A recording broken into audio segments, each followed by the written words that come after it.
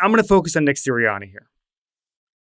I had Zach Berman on my show this week, and we talked a little bit about the tax you pay to be the Eagles coach, where the Eagles, in most years, the owner and the GM believe they've given you a really good roster and a Super Bowl caliber roster.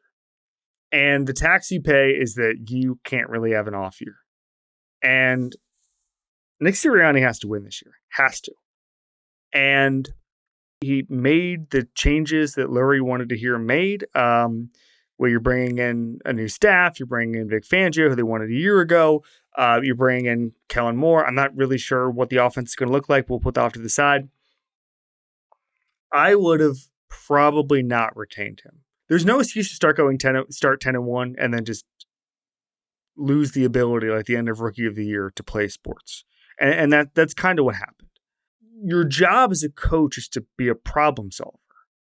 And everything was going wrong for the team.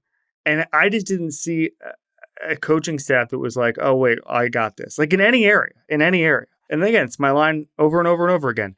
They fired far better coaches than Nick Sirianni. And everybody, he has won double-digit games, blah, blah, blah. Andy Reid built a juggernaut there. They just got stopped short of the Super Bowl a handful of times. Doug Peterson literally won the Super Bowl and went to the same meeting that Nick Sirianni went into, where it's, hey, what's your plan? And he came out of it without a job because loyalty to assistants or whatever.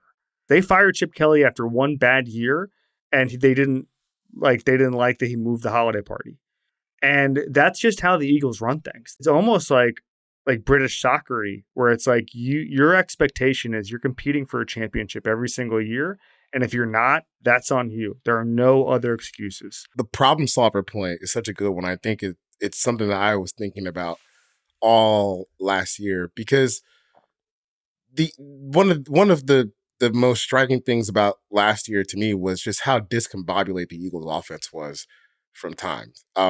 You were hired as a former offensive coordinator, someone that should be able to, tinker with these things and start putting the right foot forward. But it just felt to me like every time there's a problem that appears with the Eagles, whether it's, offense or defense or something else, it just gets delegated to someone else, or someone else gets in trouble, or, you bring in Matt Patricia to run your defense, which is like, dude, come on.